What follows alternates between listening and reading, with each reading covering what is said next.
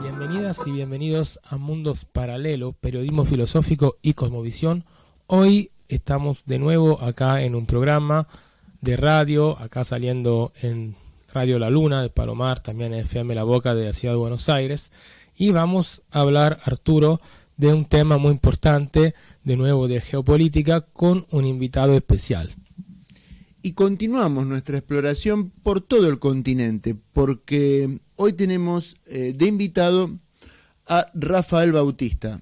Rafael es escritor, es colega periodista, ha estado en contacto con nosotros a través de su edición, el lanzamiento de su último ejemplar, de su último libro, El tablero del siglo XXI. Así que bueno, siguiendo un poco el temperamento de Ediciones Siccus, Julio, si te parece, empecemos la entrevista de hoy. Bueno, sí, con mucho gusto.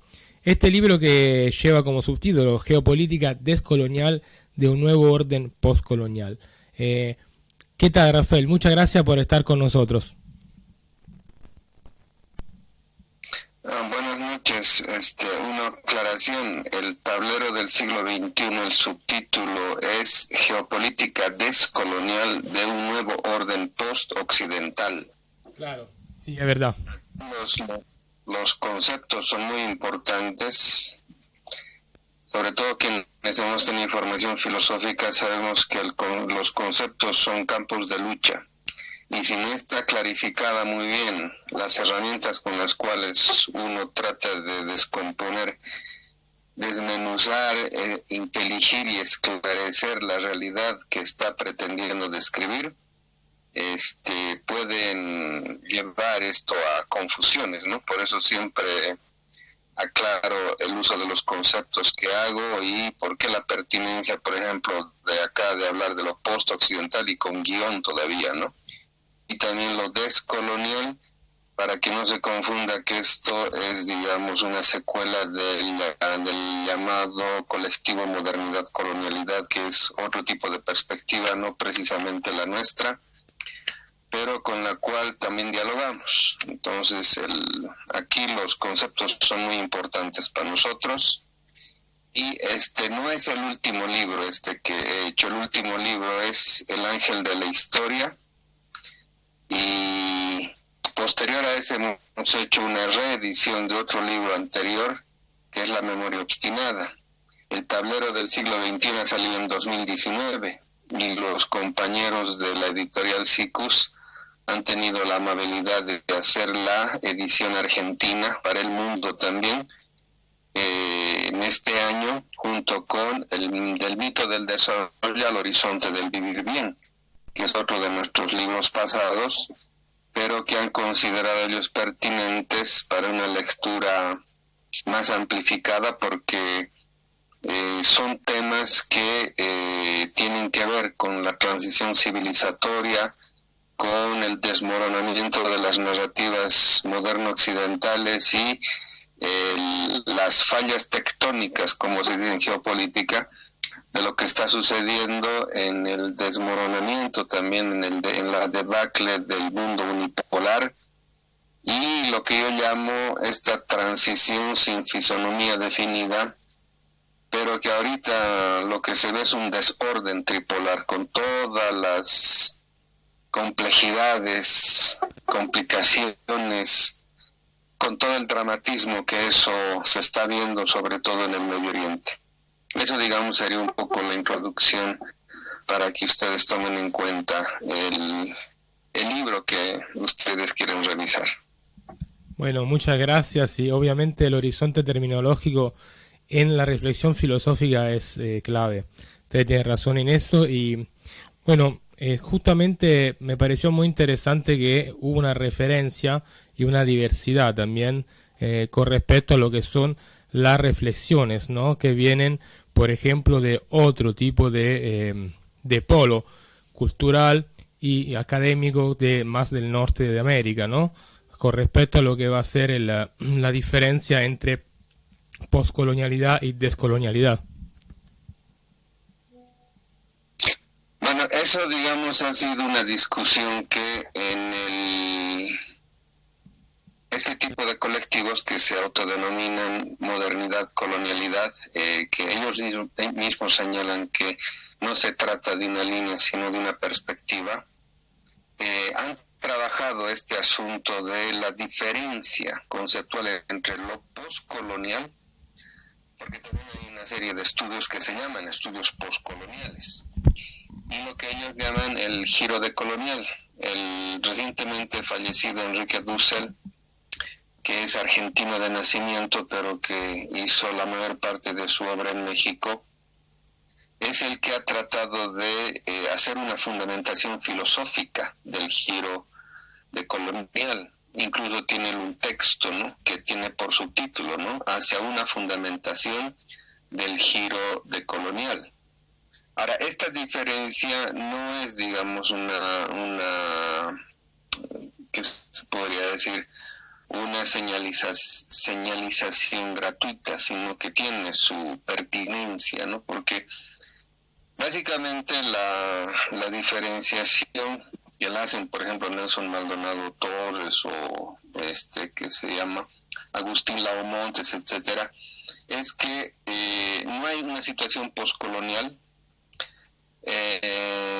porque la colonialidad tendría un tipo de espesor histórico-cultural que no se resuelve simplemente con el hecho de dejar la formalidad colonial de modo político o económico, sino que eso persistiría en la estructura misma de las sociedades coloniales, no solamente como narrativas fundacionales de sus propios contenidos de Estado-nación, sino que arrastrarían, ya sea por costumbre o reiteración cultural, un tipo de clasificación racial que no permite la democratización al interior de sus propias sociedades o de sus propios estados.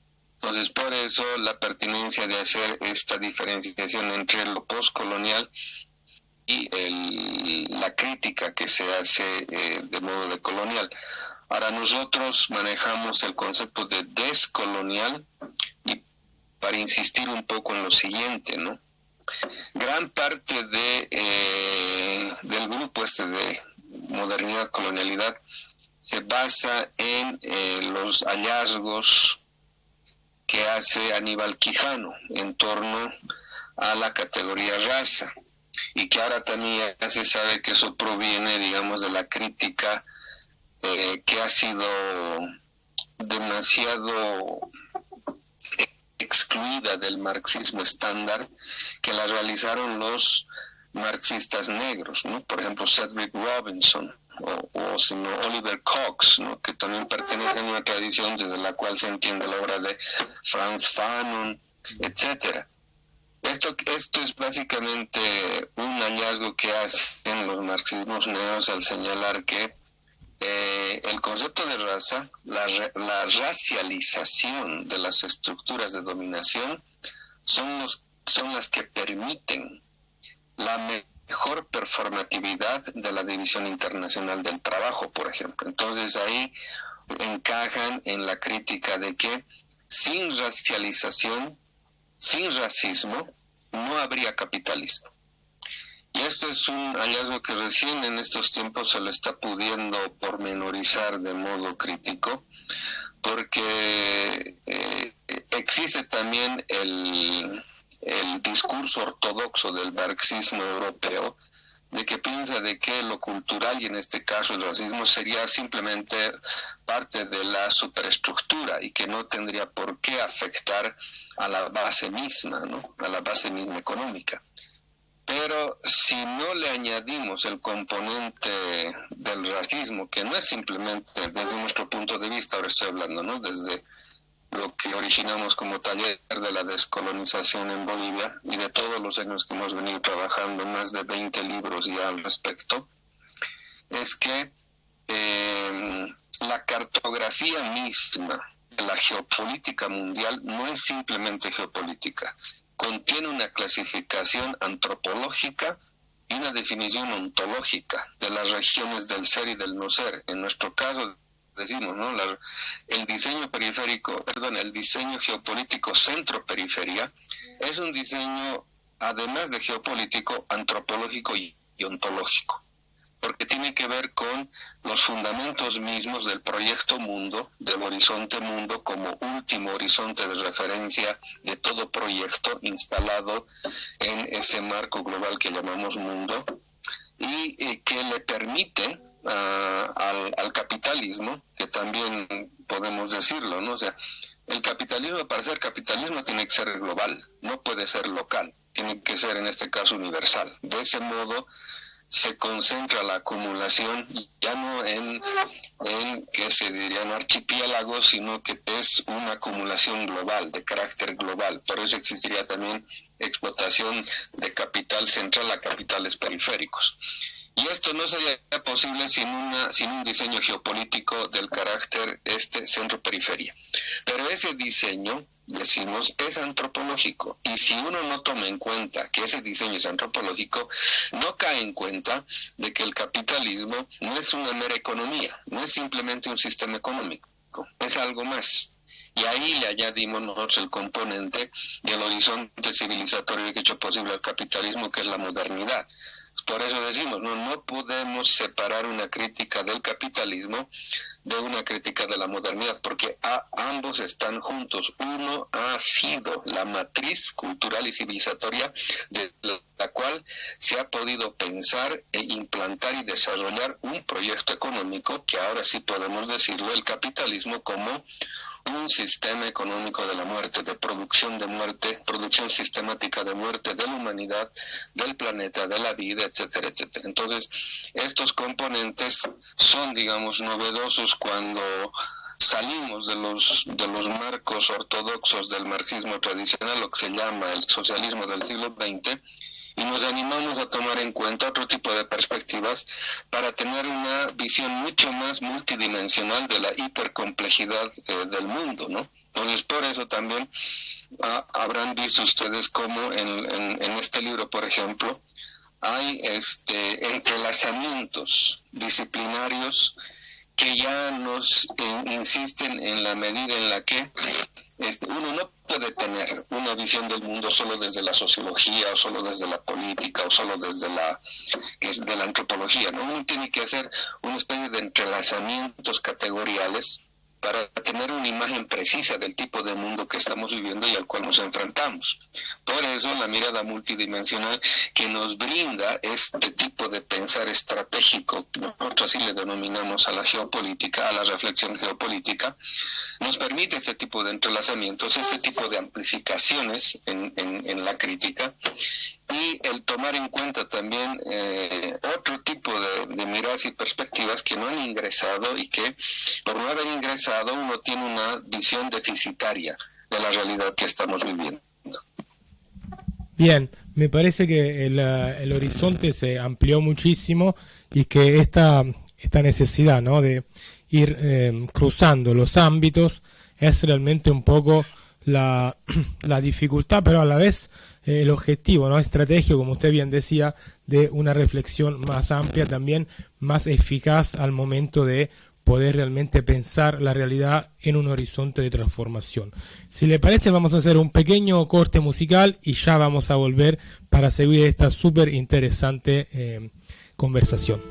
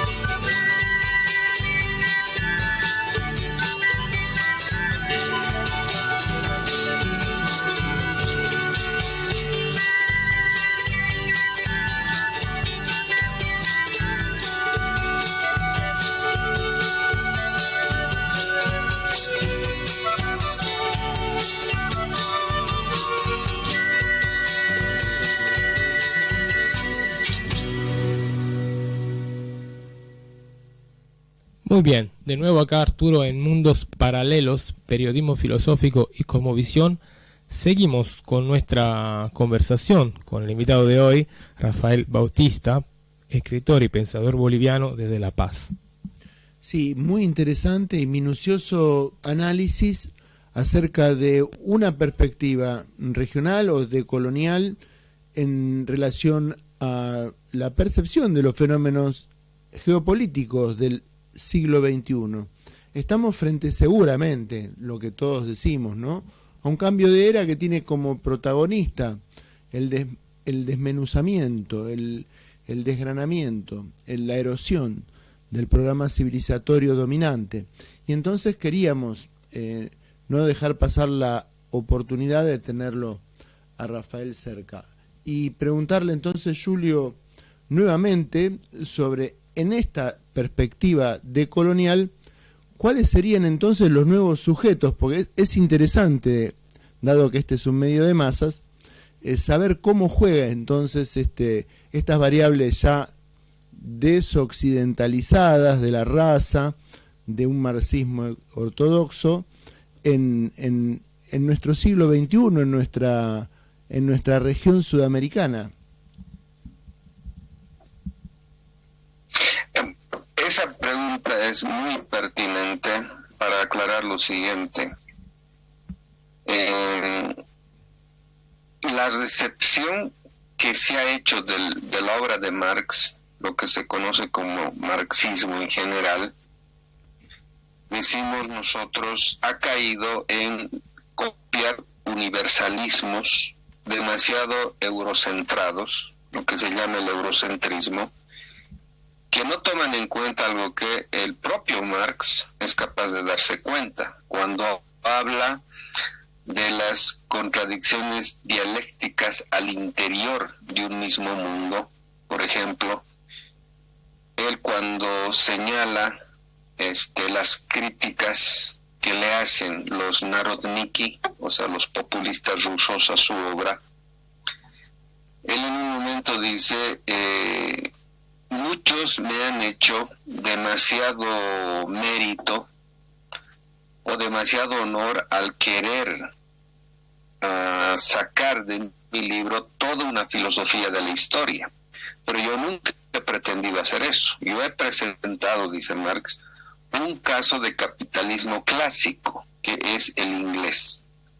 Él mismo se daba cuenta y decía: este libro describe, analiza y reflexiona sobre un tipo de capitalismo que se ha dado en Inglaterra y que no puede ser trasladado de modo mecánico, ni conceptual, ni categorialmente, a realidades distintas, dice él, como la francesa o la alemana, y peor, la rusa, que en ese momento ya era la periferia de Europa. Entonces, si él se da cuenta de que uno no puede copiar ni calcar de modo mecánico el análisis que hace del capitalismo inglés hacia Francia o hacia Alemania, con mayor razón los marxistas latinoamericanos deben haber tenido en cuenta de que si eso no es posible de hacerlo críticamente hablando, peor pues hacer una copia mecánica de ese tipo de descripción que hace a un otro mundo que no tiene ni historia cultural, ni siquiera la estructura social que permea, digamos, ese tipo de proyectos económicos en los cuales están metidos. Además, este tipo de confrontación imperial que se da entre, por ejemplo, Inglaterra, Francia, ¿no? Y Alemania juega también dentro de eso. Entonces, el marxismo ha caído en demasiados universalismos y es uno de esos universalismos es el sujeto proletario. Entonces ahí uno tiene que tener mucho cuidado, ¿no? No en vano al marxista peruano Mariátegui le critican tanto el Partido Comunista Peruano, hasta lo expulsan, porque él dijo algo que nunca, en ese momento, nunca se lo tomó en serio, pero que es la realidad que viven nuestros países. sobre todo el área andina, en mayor medida, y en Centroamérica. No existe una estructura industrial desarrollada de tal forma de que pueda ser posible pensar que el sujeto de la revolución es el proletario, sino lo que hay como fuerza social, como fuerza política, es la parte indígena. Pero además incluso el proletariado, y esto también es algo que no se ha pormenorizado en la crítica social, de que el proletario en nuestros países proviene en su mayor medida del ámbito rural. Es decir, proviene de un mundo de la vida que no puede ser reducido a la visión eurocéntrica de campesino en términos universalistas. Aquí hay, por ejemplo, un pensador boliviano, al cual me gusta trabajarlo mucho, sobre todo su última obra, lo Nacional Popular en Bolivia, se llama René Zabaleta Mercado. Ahora, él se pregunta, ¿cuál es la forma de ingreso o cómo ingresa el campesinado en el campo político en Bolivia? ¿Cómo ingresa en la lucha política? Y él responde del siguiente modo, dice, ingresa con algo que tenemos que verlo de modo muy serio, que es la defensa de la forma comunidad. Es decir, si quisiéramos ver un hilo comunicante en toda la historia de las luchas indígenas con las cuales ingresa este movimiento campesino en el campo político boliviano, vamos a ver que todas se refieren a la defensa de la forma comunidad, es decir, a la defensa de la forma de vida que ellos todavía poseen, actualizan y lo muestran como algo que no es algo del pasado, sino que pervive, y pervive de modo que hace posible la vida de los más excluidos, en contra de la forma sociedad, que es lo que impulsa el capitalismo. Es decir, el concepto liberal de ciudadano, de individuo, que ya no tiene ningún tipo de referencia comunitaria de vida y solo atiende a la satisfacción de sus intereses particulares, es decir, individualistas. Rafael, perdón se me permito interrumpirla. Una pregunta para entender mejor lo que están argumentando. ¿Cómo entraría esta mirada comunitaria, digamos, en relación con lo que se llama hoy derecho indígena o con todo un archipiélago de ideas jurídicas que están reflejadas en constituciones como la de Ecuador o de Bolivia, por ejemplo? A ver, aquí tendría que hacer un salto cuántico, porque yo quería ir pues paso en paso, ¿no? Pero ya que me hace esta pregunta, no tanto en el asunto de Ecuador, no sé de modo muy exhaustivo aquella experiencia, pero sí en la boliviana, lo que le puedo decir lo siguiente. Nosotros que hemos participado y hemos estado en la Asamblea Constituyente, hemos notado una cosa que ahorita podemos decirlo, que es uno de los escollos, si no llamarlo más bien obstáculos, que no permiten la verdadera transformación del concepto de Estado republicano, liberal, moderno, colonial, en Estado plurinacional. Y es básicamente el siguiente hecho. Lo que permite las reglas de procedimentalidad, lo que permite la estructura general y el lenguaje mismo estatal, es la forma jurídica o el concepto de derecho que uno asume, en este caso, un proceso constituyente como el hemos tenido acá, el concepto de derecho que se asume a la hora de implementación de los principios generales de una Carta Magna en su efectivización como política de Estado.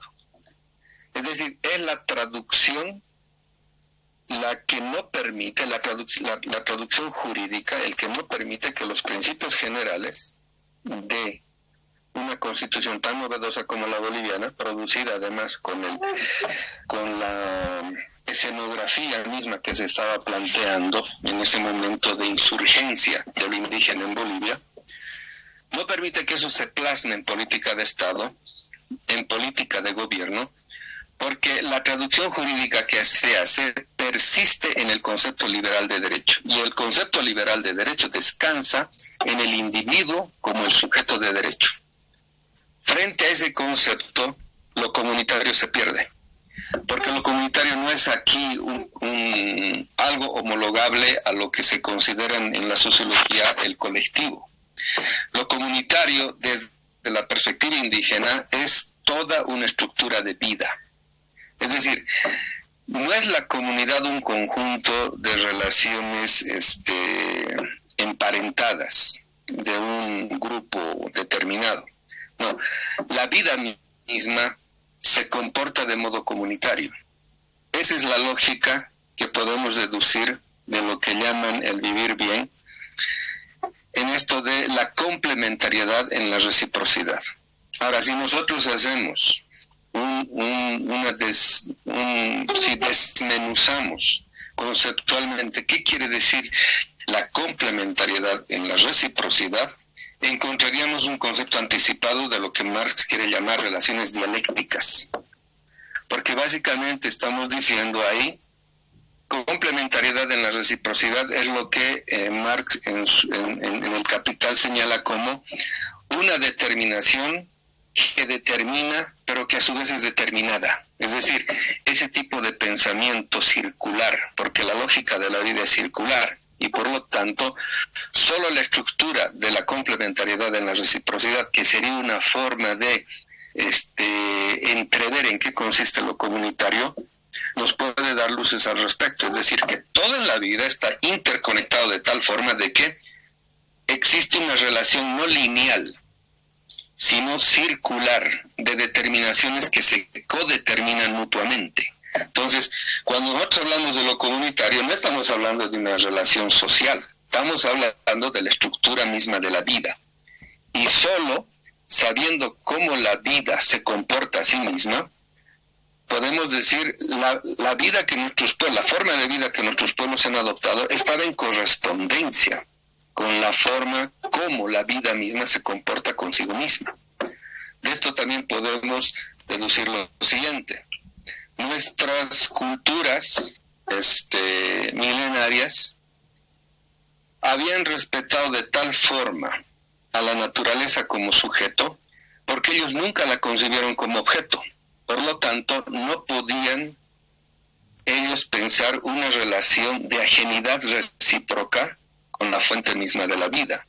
Y por ello, desde nuestras culturas, desde los Inuit de Alaska hasta los Selkman del sur de nuestro continente, ellos no tienen una relación de ajenidad ni de objetualización con la propia naturaleza, por eso la llaman madre. Por ejemplo, Mapuche, ¿no? Che es el hombre, Mapu es la tierra, pero en términos femeninos, en términos de madre. Entonces, por ejemplo, acá utilizamos lo de Pachamama. Mama es la madre, Pacha es aquello en que podemos entender lo que es la vida, etcétera, ¿no? Entonces, de acuerdo a esto, nosotros podemos decir, los estados que tienen en lo jurídico sus reglas de procedimentalidad, su lenguaje y su estructura misma, es lo que merece ser transformado para poder superar el concepto de Estado-Nación que proviene del siglo XVII, es los tratados estos en Europa sobre la diferencia imperial ahí, cuando España es prácticamente excluida de lo que ya va a ser la Europa ontológica, y que van a generar la idea de un Estado-Nación con un componente humano que es el componente social, que es básicamente el individuo reducido a una homogeneización jurídica que le permite al capital tratar ya no con comunidades, sino con individuos. Y los individuos tienen sus propios intereses individuales y particulares. Desde ahí el capitalismo se mueve bien y lo que hace es destruir todo tipo de relación de solidaridad entre los seres humanos y por lo tanto va a ir destruyendo todo tipo de relaciones comunitarias, y lo primero que va a destruir es la relación comunitaria de los campesinos en Inglaterra con su propia tierra. Por eso los despojan legalmente de su tierra y aparecen empobrecidos y miserables sin ninguna otra posibilidad sino ir a buscar trabajo a las industrias que están naciendo en Inglaterra, en la revolución industrial, etcétera. Entonces, de ese modo, se constituye la forma sociedad, que ya no es una forma comunitaria de vida, sino es la forma en la cual se reúnen los individuos por intereses meramente mercantiles e instrumentales. Ahí... Estado, sociedad, etcétera. Y ahí podemos ir jalando más historia, pero para ir respondiendo a su inquietud, la comunidad para nosotros no es simplemente una descripción de carácter social, tiene que ver con la estructura misma de la vida, y de acuerdo a eso es que podemos pensar una idea de Estado, ya no con arreglo a la razón como pensaba Hegel, porque la razón que maneja Hegel es la razón eurocéntrica, sino con arreglo a la vida, es lo que estamos trabajando también acá. Un Estado, la idea de Estado con arreglo a la vida. Y con arreglo a la vida quiere decir, más allá de una razón como racionalidad de dominación instrumental, etcétera, que es básicamente lo que ha producido el concepto de Estado-nación. Correcto, Rafael. Estoy siguiendo con muchísima atención y en detalle la categorización entonces de nuevos sujetos en una perspectiva, diría yo, ya no directamente occidental, sino una nueva perspectiva. Pero me gustaría consultarlo, ya que tenemos la oportunidad de charlar abiertamente y cómodamente aquí en estos micrófonos con usted, me gustaría consultarlo sobre la nueva perspectiva económica entonces, las nuevas categorías que tenemos que manejar para enfrentar una nueva condición en el siglo XXI, donde las materias primas juegan otro rol y la industria parece estar devaluada. Pero esta pregunta me gustaría que la respondiera, por favor, luego de una pequeña pausa musical en el último bloque de Mundos Paralelos. Así es.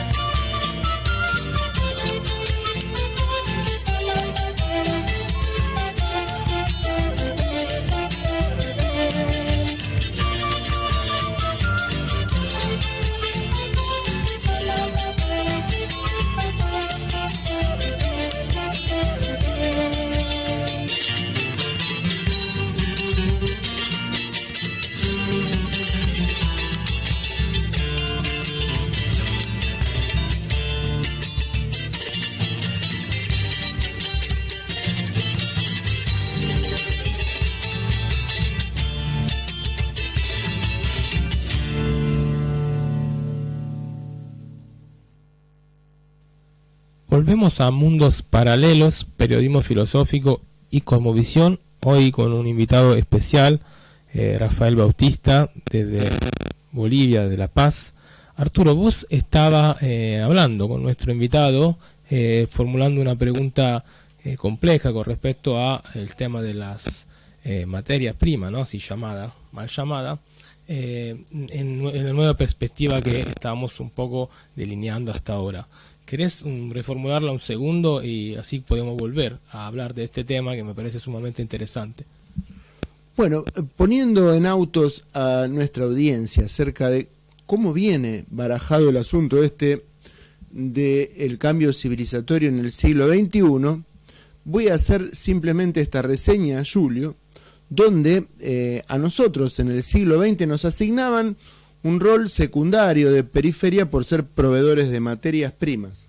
Pero frente a un decrecimiento de la disponibilidad de muchas de esas materias primas, principalmente alimentos y energía, vemos que un mundo industrializado está en pugna por esas materias primas al punto tal de que abundan las industrias en obsolescencia o subexplotadas o sobreprotegidas por flotas bélicas, y en cambio el precio de las materias primas y de los alimentos crece exponencialmente en un siglo que promete escenificar con ello una nueva clase de conflicto poblacional o civilizatorio, según de qué lado lo estemos mirando.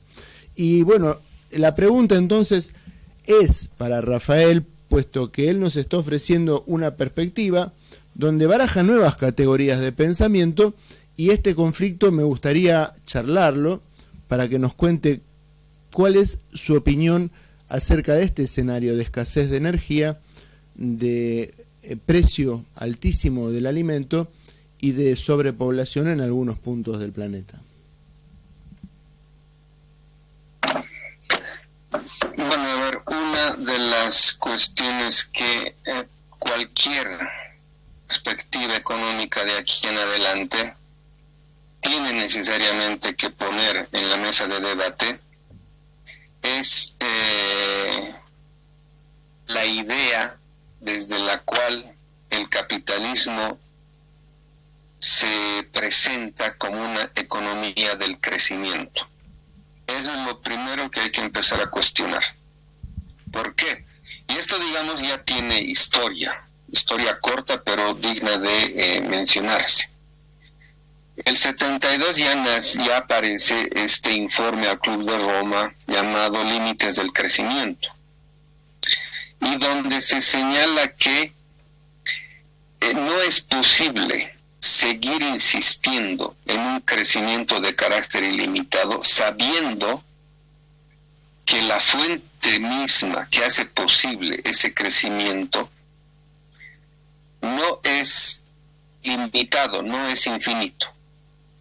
Entonces ahí aparece la primera autocontradicción que nos muestra el carácter irracional que la propia ciencia ha adoptado a la hora de tener como uno de sus pilares conceptuales esto del progreso infinito. Es decir, uno no puede sostener la idea de un crecimiento o de un progreso infinito sobre bases finitas. Eso es un contrasentido, eso es una autocontradicción inmediata, perceptible, incluso de modo lógico. ¿No? Incluso hay Einstein, cuando se refería de que la humanidad no comprende algo básico que es el factor exponencial, decía otro científico lo siguiente: cualquiera que piense que es posible un crecimiento infinito en un planeta físicamente limitado, o es un loco o es un economista. Y esto muestra el carácter irracional que la propia economía ha ido adquiriendo cuando reduce todo aquello que tiene que ver con la producción de bienes de consumo que satisfagan necesidades humanas, cambia eso por comportarse como una ciencia exclusiva de los negocios, donde solamente mide costos versus beneficios, y donde hace del consumo el motor mismo de una economía del crecimiento. Entonces hay que revisar el consumo, o sea, el agotamiento sistemático de las fuentes de riqueza se dan precisamente porque el tipo de consumo que se concibe para hacer posible una economía del crecimiento genera consumos de carácter compulsivo y que devienen aquello que llamamos consumismo, y que no solamente consume la propia riqueza natural, sino consume al ser humano, porque es un consumo que lo consume y no le lleva ninguna satisfacción vital, sino que está llena de invenciones, de nuevas necesidades que no tienen nada de necesidades, sino de invenciones del mercado, del comercio mismo y de este tipo de desarrollo centrífugo de la economía, y que nos está llevando a un punto cero, a un punto de no retorno, en el cual estamos viendo cómo la propia racionalidad económica está produciendo irracionalidades por el tipo de consumo que se ha adquirido, que de modo social se ha desplegado en toda la cultura, sobre todo urbana, en el mundo, por el tipo de producción indiscriminada que requiere un consumo consumista, y por el carácter de una economía del crecimiento, que se propone metas infinitas, no teniendo en cuenta que la base real que hace posible aquello no es infinito, es finito. Entonces ahí encontramos unas contradicciones sumamente serias y graves, dramáticas y trágicas, que es lo que nos está mostrando de que, por ejemplo, ¿no?, hoy en día se cree que hay que decirle adiós al petróleo porque contamina. El problema no es el petróleo en sí, el problema es el tipo de consumo al cual se ha disparado desde que se llama este paradigma que ha impuesto sobre todo la economía norteamericana, en el tipo de consumo que se ha adquirido, y de modo global es lo que ha producido un disparo en el tipo de producción y en el tipo de consumo que los países, ya no solo los ricos, sino las potencias emergentes y los países en procesos de desarrollo están adquiriendo. Entonces, lo que nos está mostrando este agotamiento es básicamente que lo que está mal acá es la economía, es el sistema económico, es el concepto de racionalidad económica, el concepto de acción racional que se tiene, y que básicamente es esta idea del costo-beneficio, lo que mide las expectativas económicas, pero que ya tiene muy poco que ver con las necesidades reales de la humanidad. Hoy en día, por ejemplo, usted lo señalaba, ¿no? ¿De qué modo el alimento es tan caro sabiendo que el tipo de producción que tenemos, o el conjunto de la producción mundial que tenemos, no tendría por qué hacer subir el precio de los alimentos? Pero lo que hace subir el precio de los alimentos no solamente es la especulación financiera en las bolsas de valores, donde se especula con los precios de los alimentos, sino que también tiene que ver con el hecho de que geopolíticamente los alimentos se han convertido en armas disuasivas de control y dominación geoestratégica y geoeconómica. Ya ven las disputas que se está teniendo entre las nuevas potencias emergentes y el imperio en decadencia, o sea, Occidente en su núcleo duro, que es básicamente la esfera anglosajona, es donde se está viendo que están utilizando no solamente los recursos estratégicos como el petróleo, el gas, etcétera, sino hasta los alimentos, para empezar a producir una serie de desajustes y desacoples en el mundo, de tal modo de que la periferia siga siendo periferia en el sentido de suministradora de aquello que requiere el crecimiento del primer mundo. Y como se decía desde el 72, la contradicción geométrica y aritmética entre el aumento de la población y el aumento del consumo, etcétera, o el crecimiento económico, tiene que ver también con el hecho de que el sistema económico en sí, y con el concepto de industria, ahora que estamos ya visibilizando una etapa postindustrial, un nuevo paradigma postindustrial, donde la inteligencia artificial va a tener mucho que ver con deshacerse de gran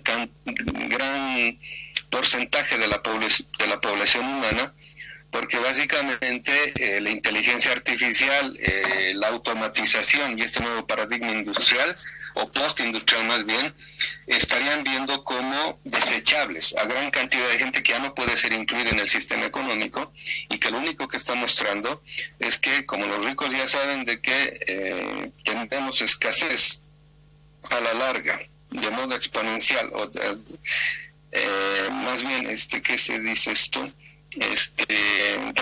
Dramáticamente ya presenciable por el tipo de consumo, el tipo mismo de enfrentamientos que está habiendo en los corredores geoestratégicos, en las cadenas de suministro, en las esferas de influencia, etcétera.